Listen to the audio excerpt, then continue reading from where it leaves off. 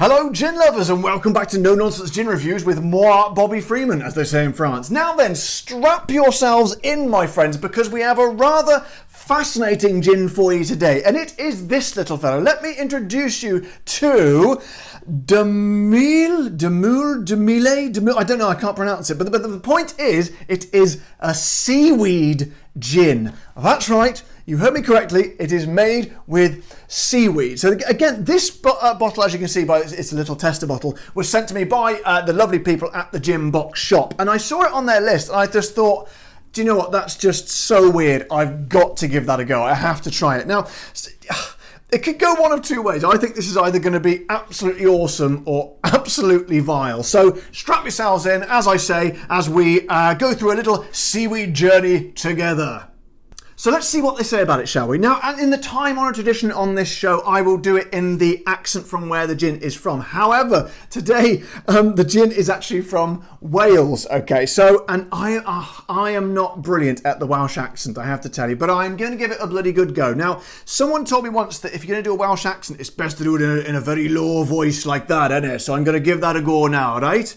This sensational gin from an organic farm in Wales is made with seaweed. Yes, that's right, seaweed. Designed to complement seafood, it's infused with a hand-picked seaweed from the Celtic coast for 3 weeks, giving it a lovely light green hue. We can't recommend this gin enough. That's right, innit? I'm just going to pause there for a second because I've realised I've left the salt there from where I was eating my dinner here earlier. So I'll just pop that down there. There we go. I think we got away with that one. Now then, have a listen to these botanicals, because it doesn't give you a full list, but it does mention a couple of ones that you might not usually expect to find in a gin, okay? And by the way, I've ditched that ridiculous Welsh accent. If you are Welsh, I can only assume that you're highly offended at that, and I can only apologise. So, listen to these. Juniper, obviously, but then it gets a little bit weird. Majoram is in there, and chili powder, which, oh my God, what? I'm going to try and keep an open mind here, but that sounds very, very bizarre. Seaweed, as we know, because it's a seaweed gin, and parsley. Now, these all sound like very savoury flavours, dare I say it. There doesn't sound like there's anything light and fresh or citrusy about it. So let's just, put all our preconceptions aside and just try this with an extremely open mind. So let's get the fellow open, shall we? First of all, get it in the glass and give it the old sniff test. So, glug, glug, glug, get in there. Should we have a bit more? I think so, yeah. So, here we go.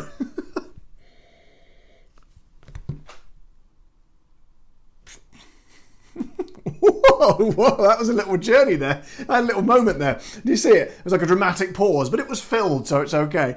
Let me try and convey that into words rather than just saying nothing. Do you know what? Doesn't smell too bad. It doesn't smell too bad at all.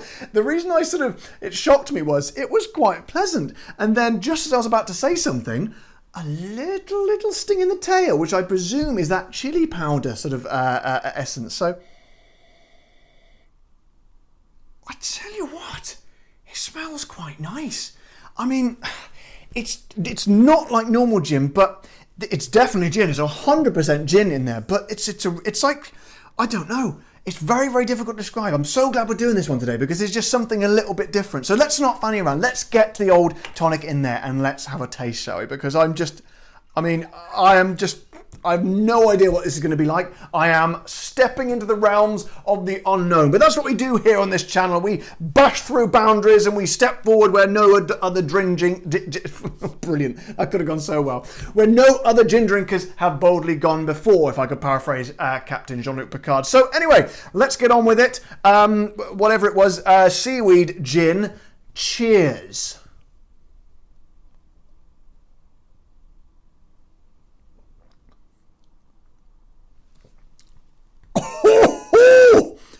Okay. Whoa. Wow. Okay, I tell you one thing.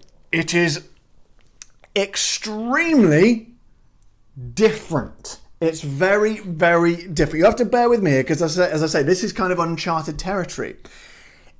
Forget gin. Forget gin how you know it. Well, it's definitely gin, but it's kind of, oh my God. It's like sort of meeting an old friend and perhaps they've had like a complete new makeover. So they've got a new haircut, they've got a tan, they've got totally different clothes, a few piercings, maybe some tattoos. Still the same person, but kind of a whole different aura about them. And that's what this is like. So you've got, there's definitely bags of juniper in there, which is obviously a good start because it is gin at the end of the day. I was worried it was going to be something completely different. It's kind of gin, but I've got it. It's like a savoury sort of essence, a savoury. You're enjoying something, a drink which is usually light and fresh and sort of citrusy, but it's kind of a citrusy, a sort of a savoury way of enjoying it. And you know what? I think I quite like it. I mean, I don't think... Yeah, there's like a real sort of... It sounds awful, but like a vegetable sort of quality about it, but a kind of a laden, sort of tasty, seasoned vegetable about it. But then it just kind of works. It really sort of works in tandem with the juniper. I never thought it would, but then in the aftertaste, much like something like that orange and cocoa Sipsmith did, you got oranges first, then when you swallowed it, took a breath, you got that waft of cocoa. This, you take the breath, you get a lovely little sort of flutter of chili powder, but it's not overpowering. I thought that was, when I read that bit, I was like, oh, they've lost me at chili powder, to be honest. But that, I tell you what, I'm amazed. I'm absolutely amazed. Do you know what? I'm so pleasantly surprised. This is why I love doing this show, and that's why when I saw that on the list, I thought I've got to try it. I'll be honest, I didn't think I was going to like it, but this is what this show is all about. It's about finding new things, and perhaps me sort of finding them out first for you, so you don't have to waste your money on it if it's awful. But I would say this is definitely the most unique gin. I suppose in a way it puts me on mind in its uniqueness, puts me in mind of, is it here? I don't know if it's here anymore, I don't know. I tried a J.J. Whitley nettle gin, which was very, very bizarre, like really weird tasting. I didn't really like it that much, but it puts me in mind, this was in the same, it's in the same originality and weirdness bracket, but this one does it extremely well. Well done to you. What's the name of the company again? I've forgotten. I couldn't read it very well. It's something like... Oh, here we go. I've got a little card here. Hang on. It was Mhile or Mhile. I don't know. It's something in Welsh. But Mhile people, I say to you, and I wasn't expecting to say this, keep up the good work, because that is actually nice. Now, price-wise, as you'd expect from a smaller distillery, it is a little bit over my £30 top line. It's £33, which is about $43 and about the same, €33. But as I said before, these smaller distilleries, they do have to charge a little bit more so they can keep going and making more gin. They haven't got, they haven't got the power of these big beef eaters or Tanquerays, you see. So, but if if you're going to push it a little bit every once and again, which I like to do, you could do a lot worse than this. Especially if you're thinking to yourself, I'm kind of a little bit bored of gin. Well, I'm sure you're not bored of it, but you're kind of thinking maybe I want to sort of jazz things up a bit, try something really different. Or you just want something on your shelf to impress people when they come around and they say, show me something, you like gin, you got a collection, show me something, let me have something a bit different, a bit sort of more out of the ordinary. This, my friends, Mhile or whatever it is, Mhile, whatever it is, SEAWEED GIN, you could do a lot worse than getting this. And I thoroughly recommend you try it, my friends, and let me know what you think. Right, guys, what a video that was today. Sorry, I keep using this. I keep saying what instead of what. I have no idea why I say it. I've had a couple of American subscribers say to me, oh my God, did you say what at the beginning of that sentence? And I did, and I don't know why I do it, but I'm pretty sure that most British people don't do it. It's just strange, peculiar men on YouTube talking about gin.